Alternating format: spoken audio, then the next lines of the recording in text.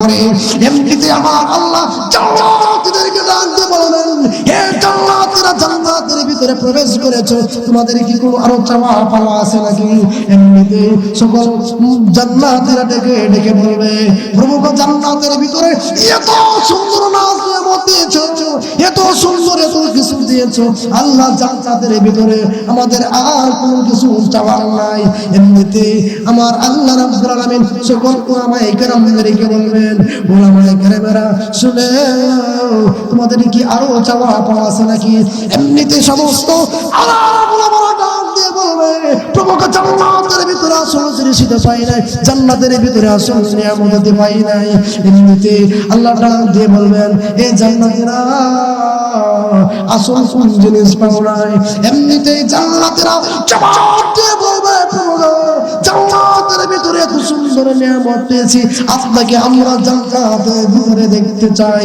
এমনিতে আবার আল্লাহ সকলকে ডাক দিয়ে বলবেন, হে জান্নাতীরা শোনো, আমি আল্লাহ তোমাদেরকে জান্নাতের ভিতরে দেখা দিয়ে দেব, জান্নাতের ভিতরে তোমাদেরকে আমি আল্লাহ দেখা দিয়ে দেব। এমনিতে এই দুনিয়ার যে আজকের একটা মাহফিল, এই মাহফিলের সভাপতি আছে, এই মাহফিলের প্রধান বক্তা আছে, বিশেষ বক্তা আছে, জান্নাতের মাহফিলের ভিতরে আল্লাহ রাব্বুল আলামিন একটা মাহফিল করবেন, সেটার সভাপতি থাকবেন মহান আল্লাহ রাব্বুল আলামিন, প্রধান বক্তা থাকবে বিশ্ব নবী মুহাম্মদ সাল্লাল্লাহু আলাইহি ওয়াসাল্লাম। ওই জান্নাতের ভিতরে আল্লাহ পয়গম্বর হযরত দাউদ আলাইহিস সালাতু ওয়াস সালাম, দাউদ নবী জান্নাতের ভিতরে বিশেষ বর্ণনা থাকবেন। জান্নাতের ভিতরে সকল মানুষদেরকে একত্রিত যখন করা হবে, জান্নাতের ভিতরে সকল মানুষদেরকে একত্রিত যখন করা হবে, আল্লাহ রাব্বুল আলামিন হযরত দাউদ নবীকে নির্দেশ দেবেন, ওরে দাউদ, তুমি কোরআন তেলাওয়াত করো। দাউদ নবী আলাইহিস সালাতু ওয়াস সালাম কোরআন তেলাওয়াত যখন করবে, দাউদ নবীর তেলাওয়াত শোনার পরে জান্নাতের ভিতরে সকল মানুষরা অবাক হয়ে যাবে, বলবে, প্রভু এত সুন্দর তেলাওয়াত দুনিয়ার জিন্দেগিতে কখনো শুনে নাই। আল্লাহ, এত সুন্দর তেলাওয়াত, কলিজা ঠান্ডা হয়ে গেছে। এমনিতে আমার আল্লাহ সমাজ জান্নাতীদেরকে বলবেন, হে জান্নাতীরা, তোমরা শোনো, তোমরা বিশ্ব নবীর কণ্ঠে তেলাওয়াত শুনছো নাকি? তোমরা তো দাউদ নবী আলাইহিস সালাতু ওয়াস সালামের কণ্ঠে তেলাওয়াত শুনেছো। আমার নবী বিশ্ব নবী রাহমাতুল লিল আলামিন যার উপরে কোরআন নাযিল করেছেন, তার কণ্ঠে কি তোমরা কোরআন তেলাওয়াত শুনবে? দাউদ আলাইহিস সালাতু ওয়াস সালাম যখন তেলাওয়াত করবে, বিশ্ব নবী রাহমাতুল লিল আলামিন সূরা ইয়াসিন তেলাওয়াত করবে। আমার ভাইরা, ইয়াসিন সূরা যখন তেলাওয়াত করবে, তাফসীরে কিতাবের ভিতরে আছে, জান্নাতীরা বেহুশ হয়ে যাবে, জান্নাতীরা বলবে, প্রভু এত সুন্দর তেলাওয়াত আল্লাহ জীবনে কোনোদিন শুনি নাই, প্রভু আমাদের কলিজা ঠান্ডা হয়ে গেছে। এমনিতে আমার আল্লাহ বলবেন, হে জান্নাতীরা শোনো, দাউদ নবীর কণ্ঠে তেলাওয়াত শুনেছো, বিশ্ব নবীর কণ্ঠে তেলাওয়াত শুনেছো, আমি আল্লাহ কোরআন নাযিল করেছি, আমার কণ্ঠে কি কোরআন তেলাওয়াত শুনবেন? এমনিতে সবাই এক বাক্যে জবাব দিয়ে বলে, প্রভু গো, আপনার কণ্ঠে কোরআন তেলাওয়াত শুনবো। আল্লাহ কোরআন তেলাওয়াত করবেন,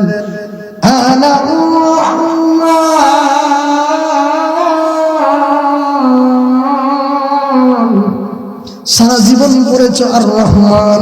আল্লাহ তখন ডাক দিয়ে বলবে, আনার রহমান, আমি রহমান, আমি দয়া করে তোমাদেরকে কোরআন শিক্ষা দিয়েছি, তোমাদেরকে আমি আল্লাহ ভাষা শিক্ষা দিয়েছি। জান্নাতের ভিতরে আল্লাহ রাব্বুল আলামিন যখন তেলাওয়াত করবেন, আল্লাহর তেলাওয়াত শোনার পরে জান্নাতীরা সকলে অবাক হয়ে যাবে, বেহুশ হয়ে যাবে, সকলে বলবে, প্রভু গো, এত সুন্দর তেলাওয়াত আল্লাহ জিন্দেগিতে শুনে নাই। এমনিতে আমার আল্লাহ জান্নাতীদেরকে বলবে, হে জান্নাতীরা শোনো, দাউদ নবীর কণ্ঠে তেলাওয়াত শুনেছো, বিশ্ব নবীর কণ্ঠে তেলাওয়াত শুনেছো, আমার কণ্ঠে তেলাওয়াত শুনেছো, আমি আল্লাহ কসম দিয়ে দিলাম তোমাদেরকে, আমি আল্লাহ সর্ব অবস্থায় কোরআন তেলাওয়াত শোনাবো। জান্নাতের ভিতরে কোনো বৃদ্ধ লোক প্রবেশ করবে না, কালো মানুষ জান্নাতের ভিতরে প্রবেশ করবে না। আল্লাহ নবী যখন এই কথা যখন বললেন, বলার পরে সকল মানুষেরা, কালো মানুষেরা বলে, আল্লাহর নবী গো, ওগো বিশ্ব নবী, আমার মনটা খুবই খারাপ, আমি জান্নাতের ভিতরে প্রবেশ করব না, আমি জান্নাতের ভিতরে প্রবেশ করব না। আল্লাহর বিশ্ব নবী রাহমাতুল লিল আলামিন বলেন, ওরে কালো মানুষ, তোমরা শোনো, মন খারাপ করার কোনো কারণ নাই। জান্নাতের ভিতরে যারা প্রবেশ করবে তারা কখনো কালো থাকবে না, তারা বৃদ্ধ থাকবে না। সকল মানুষগুলো 33 বছরের যুবক হয়ে যাবে। প্রত্যেকটা মানুষ উচ্চতা থাকবে হযরত আদম আলাইহিস সালাতু ওয়াস সালামের মতো, প্রত্যেকটা মানুষের উচ্চতা থাকবে হযরত আদম আলাইহিস সালাতু ওয়াস সালামের মতো, প্রত্যেকটা মানুষের গলার কণ্ঠ থাকবে হযরত নবী আলাইহিস সালাতু ওয়াস সালামের মতো, প্রত্যেকটা মানুষের চেহারা থাকবে হযরত ইউসুফ আলাইহিস সালামের মতো, দাউদ নবীর তেলাওয়াতের মতো সুন্দর তেলাওয়াত জান্নাতীরা করতে পারবে। আমার মা বোনেরা, আমার যুবক ভাইয়েরা, গভীর মনোযোগ শুনবেন। দাউদ আলাইহিস সালাম যখন কিনা দুনিয়াতে তেলাওয়াত করতো, দাউদ নবীর তেলাওয়াত শোনার পরে জনের মাছগুলো চলে উঠে যেত। এত সুন্দর তেলাওয়াত দাউদ নবী করেছে। দাউদ আলাইহিস সালামের তেলাওয়াত এত সুন্দর ছিল। আমার মা বোনেরা, আমার যুবক ভাইয়েরা, গভীর মনোযোগ শুনবেন। জান্নাতের ভিতরে ইউসুফ আলাইহিস সালামের মতো সুন্দর চেহারা থাকার কারণ হবে ওর তো ইউসুফ নবীর চেহারা এত সুন্দর ছিল। ইউসুফ নবী আলাইহিস সালামের সামনে মিশরের সমস্ত মহিলাদেরকে সামনে ইউসুফ নবীকে বসিয়ে দেওয়া হলো, তাদের হাতে একটা ছুরি দেওয়া হলো, একটা করে আপেল দেওয়া হলো, ইউসুফ আলাইহিস সালামকে মাঝখানে বসিয়ে দেওয়া হলো। ইউসুফ আলাইহিস সালামকে যখন কিনা মাঝখানে বসিয়ে দেওয়া হয়েছে, বসিয়ে দেওয়ার পরে সকল মহিলাকে দেওয়া হয়েছে, হ্যাঁ মহিলারা, তোমরা এরকম ভাবে তোমরা কি করে আপেল কাটো। যখন কিনা বলা হলো তোমরা আপেল কাটো, সকল মহিলারা ইউসুফ নবীর দিকে তাকিয়ে রয়েছে।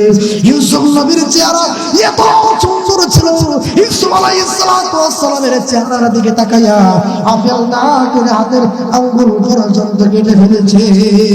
তার মানে প্রমাণ হলো ইউসুফ নবী এত সুন্দর ছিল। আমার মা বোনেরা, আমার যুবক ভাইয়েরা, গভীর মনোযোগ দিয়ে শুনবেন। ইউসুফ নবী আলাইহিস সালাম এত সুন্দর চেহারা আল্লাহ দান করেছেন। এজন্য আমার মা বোনেরা গভীর মনোযোগ দিয়ে শুনবেন। ইউসুফ আলাইহিস সালামকে যে সুন্দর নিয়ামত দিয়েছে, জান্নাতের এক একটা যুবককে আল্লাহ এরকম সুন্দর নিয়ামত দান করবেন। আমার মা বোনেরা, আমার যুবক ভাইয়েরা, গভীর মনোযোগ দিয়ে শুনবেন। আল্লাহ রাব্বুল আলামিন এই দুনিয়ার জমিনে আমাদেরকে প্রেরণ করেছেন। একদিন না একদিন আল্লাহর সামনে আমাদেরকে জবাব দিতে হবে, আল্লাহর সামনে দাঁড়াতে হবে। হায়ার কোন কাজে ব্যয় করেছি? আমি প্রথমেই বলেছি, আমার মা বোনেরা সময় পেলে আল্লাহর ইবাদত করবেন, নামাজ পড়বেন, তাসবিহ তাহলিল করবেন।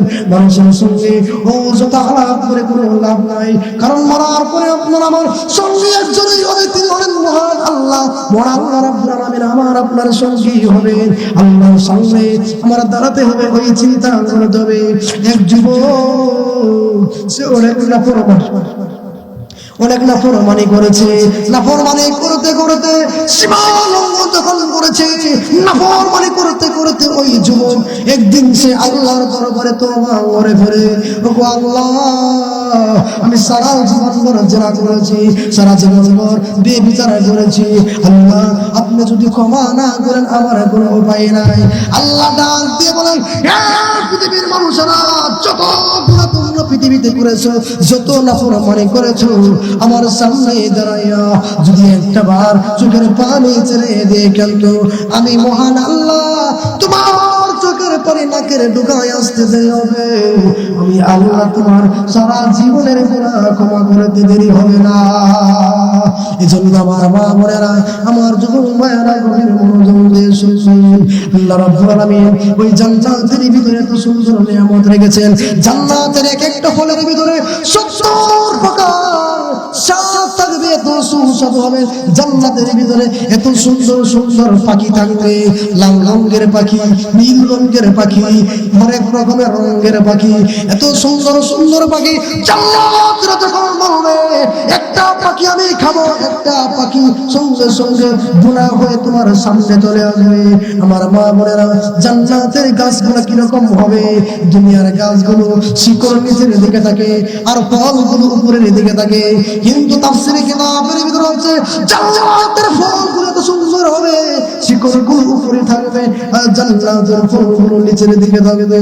আমার মা বোনেরা, জান্নাতের এক একটা গাছ কত বড় হবে, একটা তেজে ঘোড়া 70 বছর যদি ওই জান্নাতের গাছের দিকে যদি দৌড়ায়, আল্লাহর কসম করে বলি মা বোনেরা, যুবক ভাইয়েরা শুনেন, ওই জান্নাতের গাছটা অতিক্রম করতে পারবে না।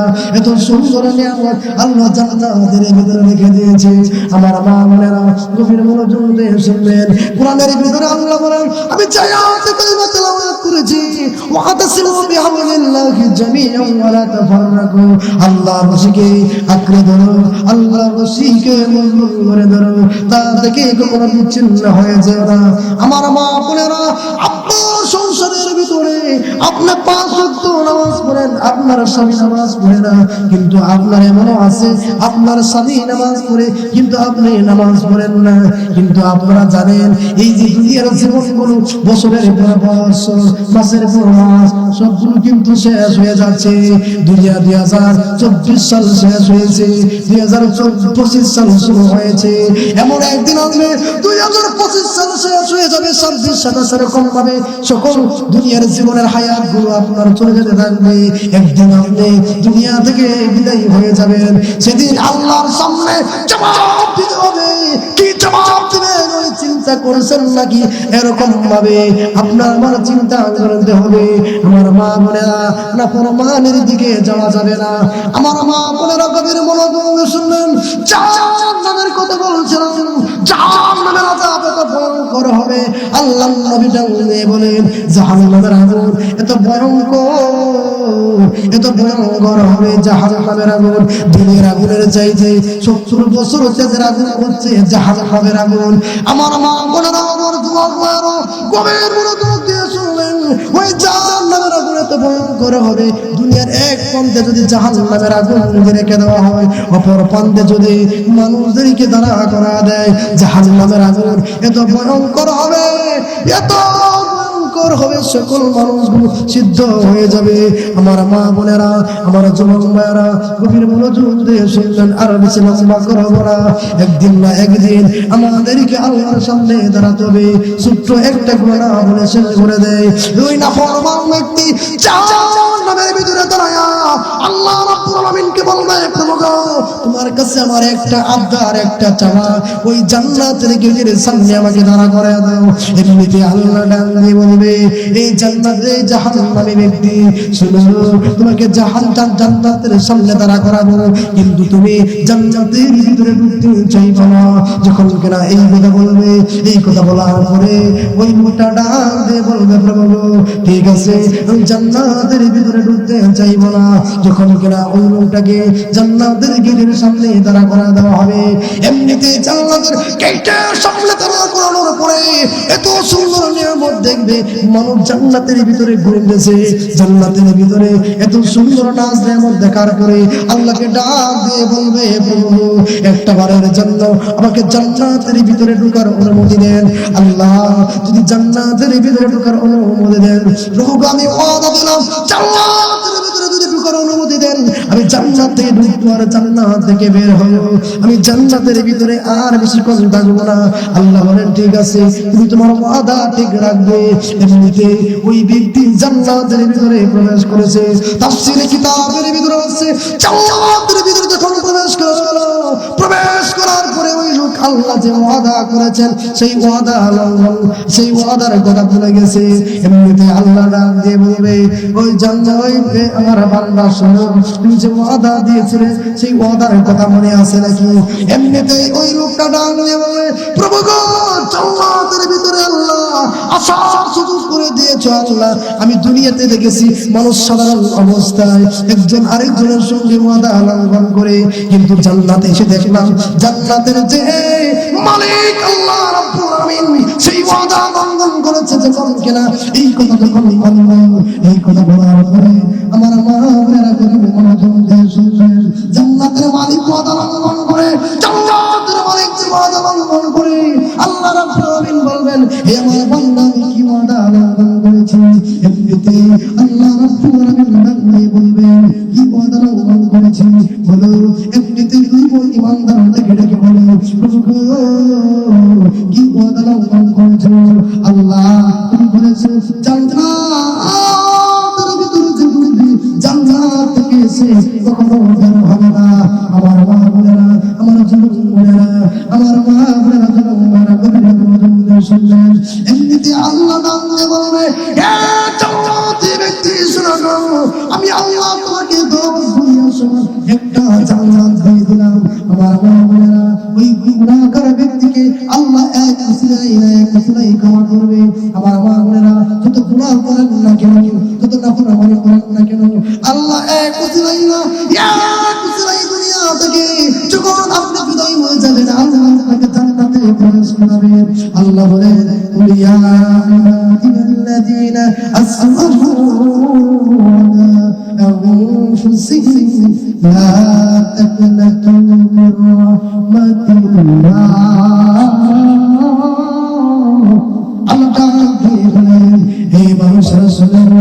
আমার বাংলা যত নাফরমানি করে না কেন, গুনাহ করতে করতে পাপ পরিমাণ যদি গুনাহ করে থাকো না কেন, আল্লাহ রাব্বুল আলামিন তোমার গুনাহ ক্ষমা করে দিবেন, তোমার গুনাহকে আল্লাহ মাফ করে দিবেন। আমার মা বোনেরা, এই জন্য সর্ব অবস্থায় আল্লাহ রাব্বুল আলামিনের কাছে তওবা করতে হবে, আল্লাহ রাব্বুল আলামিনের কাছে করতে হবে। আল্লাহ বলেন, ইয়া আইয়ুহাল্লাযীনা আমানু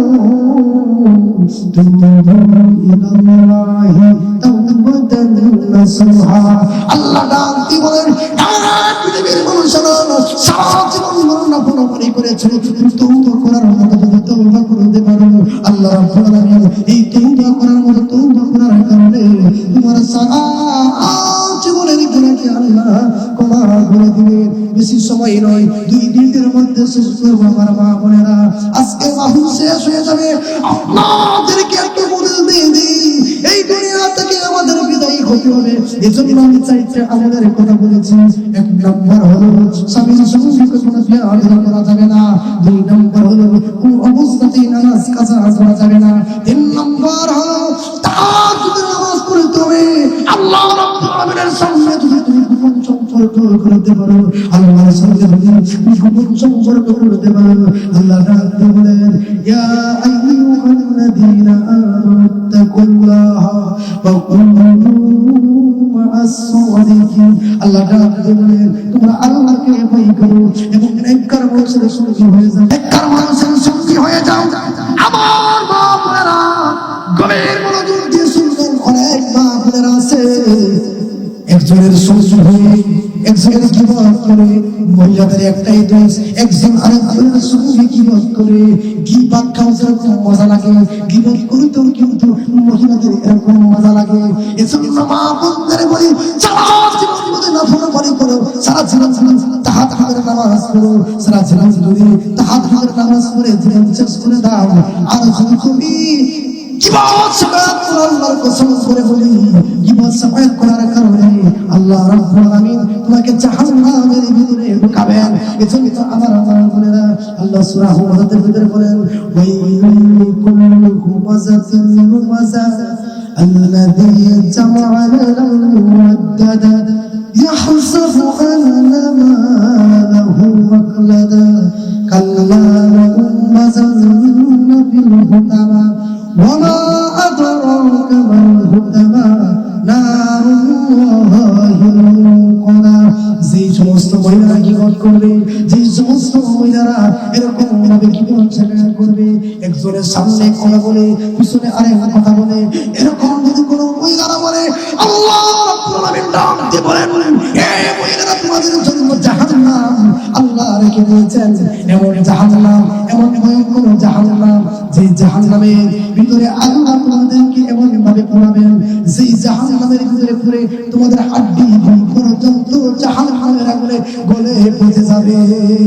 এজন্য আমার মা বোনেরা কিভাবে সাফায়াত করা যাবে না, যদি আপনি কিভাবে সাফায়াত করেন আল্লাহর কসম করে বলি কিভাবে সাফায়াত করবেন আপনার সারা জীবনের আমলগুলো নষ্ট হয়ে যাবে। আমার মা বোনেরা, আমার যুবক ভাইয়েরা গভীর মনোযোগ শুনবেন। এক নম্বর হলো নামাজ কাজা করা যাবে না, দুই নম্বর হলো জিনা বিচার করা যাবে না, তিন নম্বর হলো কারো কিবত করা যাবে না, চার নম্বরে একটাও থাকবে আল্লাহর সংসদে যদি কোন সম্পর্ক করতে চাও তাহলে তোমাদেরকে তাহাজ্জুদের নামাজ পড়তে হবে। আমার মা বোনদেরকে সকলেদেরকে আমি উপদেশ করতেছি, আপনারা এই চারটা কাজ করবেন। আল্লাহর কসম করে বলি মরার পরে জান্নাত আল্লাহ রাব্বুল আলামিন দিয়ে দিবেন, আল্লাহ আপনার জন্য জান্নাতকে ওয়াজিব করে দিবেন। আল্লাহ তাআলা আমাদের সকলকে আমল করার তৌফিক দান করেন, আমিন। যে পর্যন্ত আলোচনা করেছি আল্লাহ রাব্বুল আলামিন এই আলোচনা অনুযায়ী আমল করার তৌফিক দান করেন। ওয়া আখিরু দাওয়ানা আলহামদুলিল্লাহি রাব্বিল আলামিন। আসসালামু আলাইকুম ওয়া রাহমাতুল্লাহ।